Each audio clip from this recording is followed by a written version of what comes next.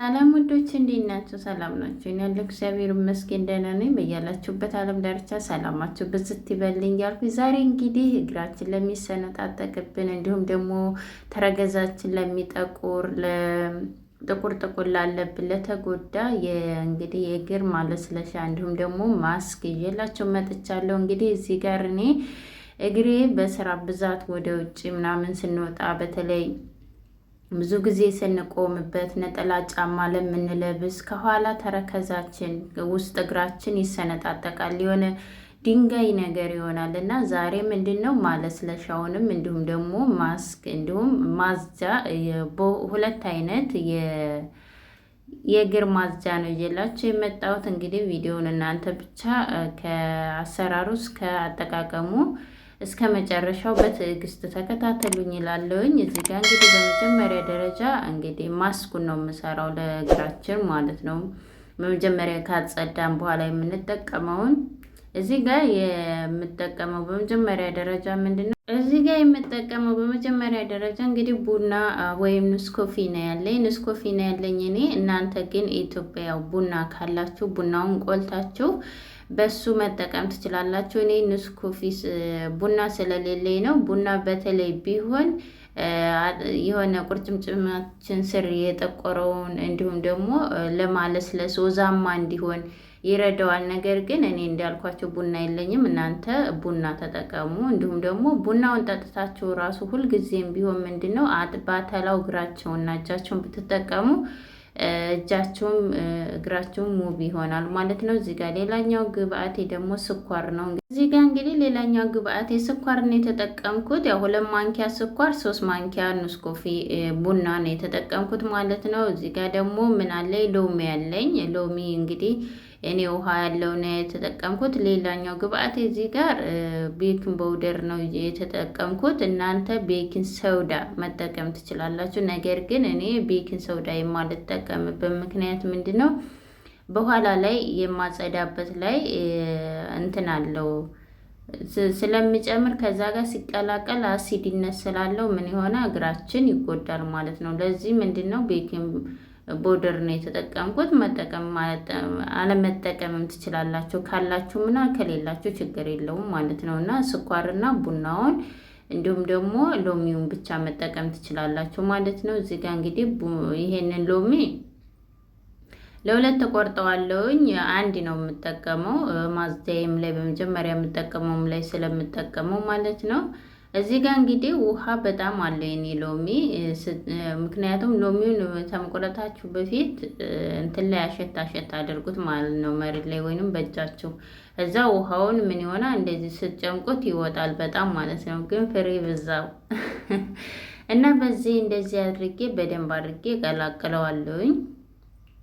ጭምቅ ነው ያደረኩት፣ ምንም አላስቀረውለትም። በሱ ራሱ እያሻችሁ ይህንን የጨመቃችሁበትን እንትኑን ልጣጩን ራሱ አለም እንዳጥሉት ማለት ነው። በሱ ማሸት ትችላላችሁ። እና እንደዚህ አድርጌ ቀለቅለዋለሁ። እንግዲህ እንደምታው በግማሽ ሎሚ ነው ሁሉን ቅልቅል ያደረገልኝ ማለት ነው። እንደገና ቤኪንግ ፓውደሩ ምንድነው የሚሆነው? ወደ ላይ ይነፋዋል ማለት ነው። ኩፍ እንዲል ይረዳዋል። እግራቸውንም ደግሞ ልስልስ ነው የሚያደርግላቸው። እና ይሄንን አንደኛውን ግብአቴ እንደዚህ ቅልቅል አድርጌ ጨርሰናል። በደንብ አድርጌ ቀላቅየዋለሁኝ። ብዙ ጊዜ ትጠይቁኛላችሁ ለእግር ለእጅ ስሪልን ትሉኛላችሁ። የእግር ላይ በጣም ሰራለሁ ለራሴ። ነገር ግን ለካሜራው ላይ በጣም ያኔ ተጠቅሜ ስለሆነ ማሳያችሁ እግር ስትቀርጹ በጣም ከባድ ነው የሚሆነው። ነገር ግን ይኸው ዛሬ ግዴታ ለራሴ ስለሚያስፈልገኝ እግሬን ሳየው በቃ የኔ እግር አልመስላለኝ። በቃ ድርቅ ነው ያለው። መሰንጠቅ ጀመረ። በቃ እንትን አለ ደነደነ። እንዴት ነው ድንጋይ ነው የሚሆንባችሁ ብዙ ጊዜ ወደ ውጭ የምትወጡ ስራ ሲበዛባችሁ ነጠላ ጫማ ስትለብሱ ማለት ነው። እና እዚህ ጋር እንግዲህ አንደኛውን ግብአቴን ጨርሻለሁኝ። ሌላኛው ግብአቴ እዚህ ጋር እንግዲህ እኔ በመጀመሪያ የምናጸዳበት ይሄ ቅርፍፍ ያለው እሱን እንትን ለማለት ለማራስ እዚህ ጋር ጨው ነው እኔ የተጠቀምኩት፣ ጥሬ ጨው ነው። ይህንን አረቦች ለገላቸው ለሰውነታቸው እንዲሁም ለእግር ማጽጃ ነው የሚጠቀሙት። ይሄ የሻወሩ እንትን ነው ማለት ነው፣ ጨው ነው። ስለዚህ ይህን ጨው ምን አደርጋለሁኝ እንግዲህ የተጠቀምኩት 2 ማንኪያ ጨው ነው በሱ ማለት ነው። እንደ መጠናችሁ እዚህ ጋር እንግዲህ ቤኪንግ ሶዳ አለኝ። ቤኪንግ ሶዳ መጠቀም አለመጠቀም ትችላላችሁ ለማለት ለማሳየት ነው እንጂ አልጨመርኩበትም። ምክንያቱም ጨውም አሲድ ነው፣ እንደገናም ደግሞ ሎሚውም እንደዛው።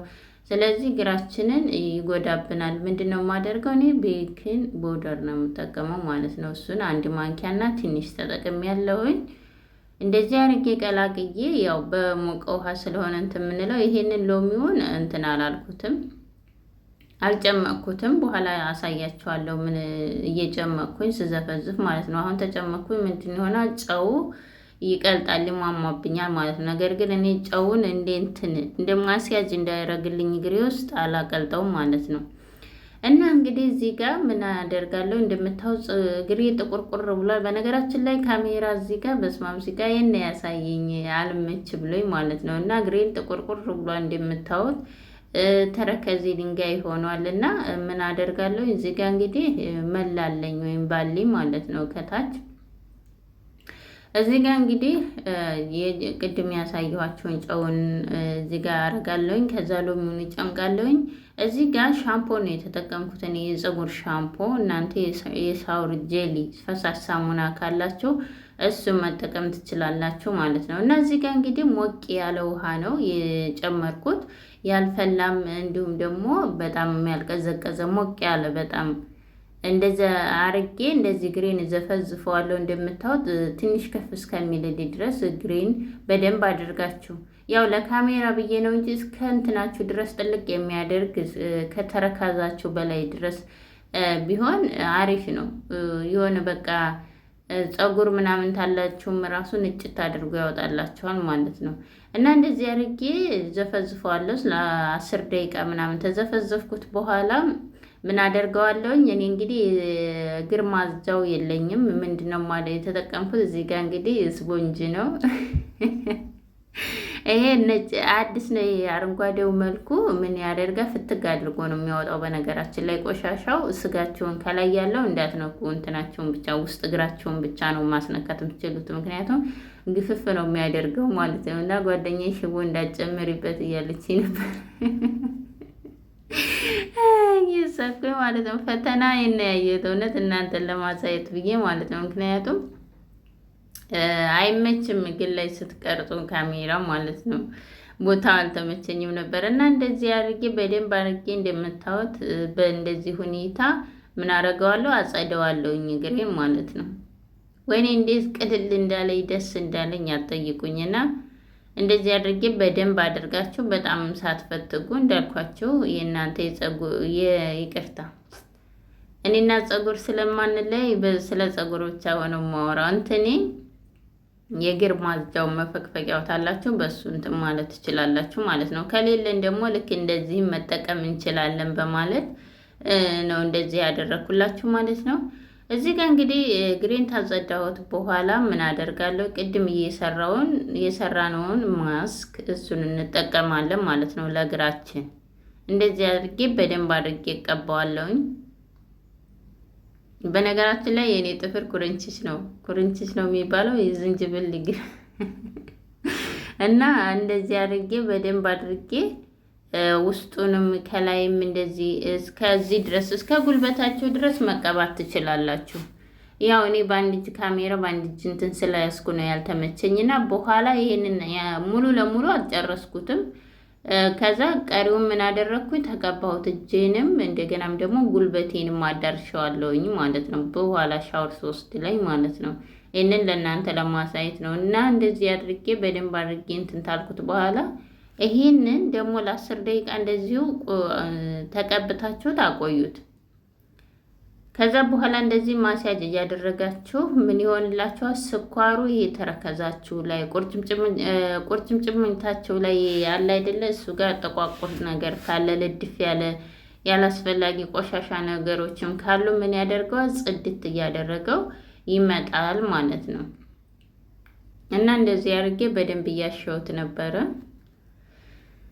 እና በእርግጠኝነት ይህንን ለሰውነታችሁም በነገራችን ላይ መጠቀም ትችላላችሁ፣ ይህንን ማስክ ማለት ነው። እና እንደዚህ አድርጌ ታጥቤ እንግዲህ ጽድድት ብሎ ፏ ብሎ መጥቷል። እንግዲህ እንደምታዩት እኔ ትንኙ ምኑ ምንትን ስለሚለኝ ማለት ነው ቢንቢዎቹም በቃ ግሬ ምን ሆኖ አልተጠባበሰ ማለት ትችላላችሁ። እና እንደዚህ አድርጌ ከዛ ከጨረስኩ በኋላ ምንድነው የምቀባው ቫልዚን ነው። እኔ ግን እዚህ ጋር በግሪስሊንና ቫልዚን የሰራሁት ለፊት ነበረ፣ እሱን ነው የተጠቀምኩት ማለት ነው። እና የዛሬው ቪዲዮ ይህንን ይመስል ነበር። ቪዲዮን ተወደዳችሁ ላይክ፣ ሰብስክራይብ ማድረግ አትርሱ። ይሄ ቪዲዮ እውነት ፈተና ነችን እንትን ያልኩበትና ላይክ እና ሰብስክራይብ ማድረግ ይገባል ማለት ነው። ቻው፣ ወዳችኋለሁ።